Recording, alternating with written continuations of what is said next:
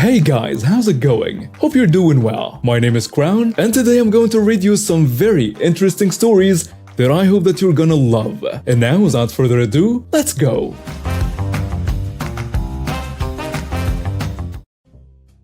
This is just an overview of what my crack-ridden sister has done to my mother, my sister, and me, and sadly, to herself. Once this plays through, I hope to be able to post this tale in pro-vengeance. My sister 57 has had power of attorney over my mother's accounts. One day a few months ago, I got an email from my aunt whose bank statements attached. It turns out my lame sister had been draining my mother's account every month, leaving only enough for her rent at the care home. Well, the idiot made a timing error, and there wasn't enough for my mom's rent. She had been playing a game of cards with money to keep the whole thing intact. We got a call from the care home, and that started an investigation by my family. The account should have around $2,200 left over every month. That amounts to $26,400 per year. That should be building up. She had been stealing that extra money to fund her crack cocaine and gambling addictions. She had a great government job with a pension totaling over $100K, and she had a great husband whom she routinely treated badly. She had a $350K beautiful home fully paid off. She also had around $170K that she got from the sale of a condo they had purchased years ago and sold for a huge profit. She quit her job 2 years ago because she simply felt she was better than that she was entitled to take it easy. That's fine when you have the money, but when you put crack cocaine into the mix, it tends to ruin lives. She convinced her nice husband to refinance their paid-off house. In the following year or two, she racked up $280K on the account. If you total all she spent on travels to exotic lands and of course crack cocaine and gambling, she went through around $450K of her own money. I went to the lawyers and got all my mother's accounts locked, so now she can't access any money. I've heard she has been begging her estranged husband for money so she can keep her life going. The bank wants her house, and her car could be repossessed. All of this was her own doing. I know this is all muddled and out of focus. My head is still spinning from the 3-week crash course in law and legal stuff. It's been a terrible time, but I look forward to seeing her in court. The local authority has been investigating, and I was told it's a slam-dunk case against her and that it's a larger case than they have seen in a long time. Thank God my mother is now safe from this crack-infested mess of a human. All the family members have disowned her. They did that after I showed them screenshots of me asking her to at least apologize. She told me there was no way she'd ever apologize to me or our mother, and a screenshot of me practically begging her to get help for her addiction. She told me to get lost. So yeah, no one is on her side. When one of her sons wouldn't take her side in this matter, she kicked him out for a night until she smartened up. Her other son stays as far away from her as possible since he can't stand her behavior either. She blames me for all her troubles. Why? Because I had the audacity to care about my mother's future and took the matter to the local authorities. Update: I'm happy to say that my sister has been arrested this morning and my mother is totally safe now, and I will soon be in complete charge of her estate and finances. My sister is being sued and charged right now for damages and will be sentenced to jail soon. I am hoping the judge will issue a restitution order too, so she's forced to pay back whatever she can. It turns out she wasn't paying any of my mother's taxes for her or her corporate account. The total so far is over $22,000 for the two accounts. This is another story about those insufferable roommates. So I had just finished something similar to high school. I live in Europe and I was searching for a university to go to. After a bit of searching, I found one rather far away from my parents' home. So I decided to move out. Since I wasn't really getting a good salary with my McDonald's side job, I just jumped at the first shared apartment I could find. The apartment was rather big and we had space for a maximum of 8 people. When I entered, there were 5 living there in total, so I was quickly accepted. Let me introduce you to the owner of the apartment, who was also a drug dealer. We will call him Drug Dealer. Contrary to what you might think, he is a really nice person. He was in his last year of studying and was actually doing really good grades and everything. Also, he did more chores than he had to, paid 50% of the rent, and was generally your go-to person when you had a heartbreak or something similar. Really nice guy. I'll have to introduce you to a girl which we will call Kelly. Kelly had started university at the same time as I did, and she took similar courses like I did. We both studied software development, but she went into the security sector while I went into general application development. That meant that we were having a few courses together, like physics. In general, she was also really nice and chill. The other 3 students are not really important for this story. Just keep in mind that everyone who was here was usually very nice. Fast forward a few years and things are going well. The drug dealer roommate finished his studies but stayed at the apartment after finding a job as an accountant. Kelly just got her first boyfriend, really hard for her since she's nearly as introverted as me. And other people left and came. Life was really good. But then he came. We will call him A-hole for short. He was tall, intelligent, and had the worst attitude/personality I've ever seen in a while. Also, he took the same courses as Kelly. He didn't pay his rent regularly, and he wasn't doing any chores, and he acted like he owned the house. Also, he started to bully Kelly. You know, over the years, Kelly really grew on our hearts. She has this effect that when she's happy, everyone around her is happy. When she's sad, everyone is sad. She was very cute and shy in general. So me and the drug dealer got rather angry when this a-hole started making really offensive jokes at her expense. I didn't do anything, shy as I am, but the drug dealer wasn't going to let that happen and told this a-hole to stop repeatedly. This a-hole did not stop. The apartment's atmosphere was sinking rapidly, and Kelly started crying on a weekly basis. It got so bad that this a-hole spread disgusting rumors about her and made people cut ties with her. That was the thing that made the drug dealer furious. Now, I was still too shy and scared to do anything, but our drug dealer told this a-hole that he was going to get kicked out if he didn't stop. And you know what this a-hole did? He stopped. It was surprising. He just stopped really fast and started to be nice to Kelly and the rest of the people living here. Too nice, as it turned out. A week later, he started bullying Kelly again, so the drug dealer did the same again and confronted him. But this time, the a-hole didn't give in. He had secretly taken evidence of the drug dealer being a drug dealer and now threatened to show all of that to the police if he wasn't going to let him do what he wanted. The drug dealer didn't really have a choice, and things became worse. Kelly was getting bullied more. The a-hole started paying even less rent, and the atmosphere was at its lowest. And here is where the bodybuilder, BB for short, comes in. He's not really a bodybuilder, but he goes to the gym often and has impressive muscles. He just came back from his 2-month holiday/family visit and instantly made this a-hole back off. This time the a-hole decided better to not mess with the bodybuilder, and we had relative peace at the apartment. Now you may ask, why didn't Kelly just leave? It's the same reason why this a-hole was so scared from being thrown out. Apartments here are scarce, and the few that exist are incredibly expensive. So when you have an apartment where the owner pays 50% of the rent, you get really lucky. The bullying didn't stop though, it was just transferred. Remember that this a-hole went to the same courses as Kelly? Yeah, exactly. It just happened to be that one of their teachers, which we will call bad teacher. And that bad teacher was a distant relative to this a-hole. So this a-hole could basically do what he wanted in the lectures and still get relatively good grades. In the university, he also started to harass her physically.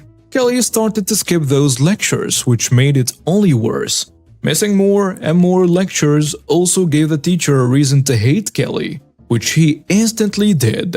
Her grades dropped, although her skills were about as good as the other students, especially better than this a-hole. Well, end of the semester and Kelly is devastated.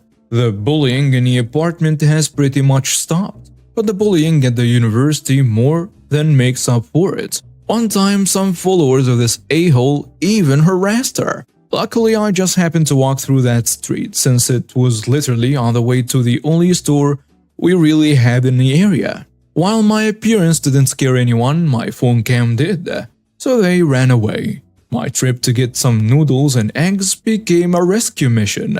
That was a turning point. I don't know to this day why this a-hole hated Kelly that much, but the drug dealer, me, and a guy we will call Dave decided to do something about it.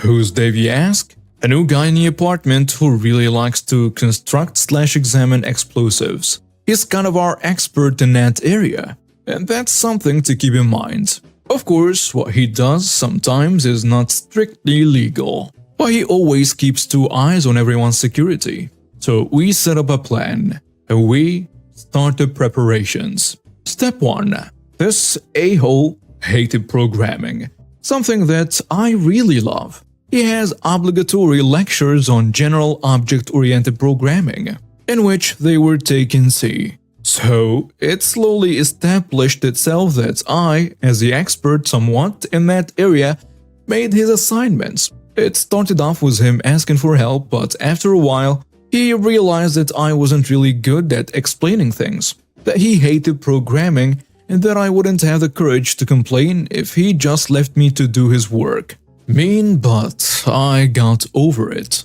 So one day, with a lot of help from Kelly, I installed some software on his PC that recorded all the keyboard presses. So next time he logged in, we had his really secure password, his gamer tag and birthday combined. Then for the next few days, when this a-hole got asleep, I took his laptop to my room and searched for anything illegal. I didn't have to search long. He had a badly hidden folder where he had inappropriate videos stored, which could get him to jail. And after more searching, I found out that the bad teacher had sent this a-hole all the tests at least 1 week before. All of them was convenient solutions. Well, all of them but 2. That was enough evidence to make him repeat 2 years of studying best case, and make him drop out entirely worst case. Also, I deleted his evidence that he had on a drug dealer. Step 2. The bodybuilder's second-grade cousins or something like that were the owners of the only store we had in the area. The bodybuilder didn't really like them much, that's why he lived with us, but they still had a bit of communication. They had told us about some guy they had repeatedly suspected stealing stuff. What a surprise! The description of the man perfectly matched this a-hole. Since petty theft doesn't really happen around this area, they didn't have a security cam. We decided to gift him one of those Bluetooth security cams. One day, the bodybuilder and I went over to their store and set it up in a little niche over the entrance that's hard to see. Essentially, you won't see the cam unless you really search. They gave us some really nice dinner as a payback. This dinner is not relevant, but I really liked the lasagna, so yeah. The cam is a cool one. It basically sends you a message through the app every time it registers a human coming. Of course, we deactivated the notifications, but you can still see all the people who entered in the app.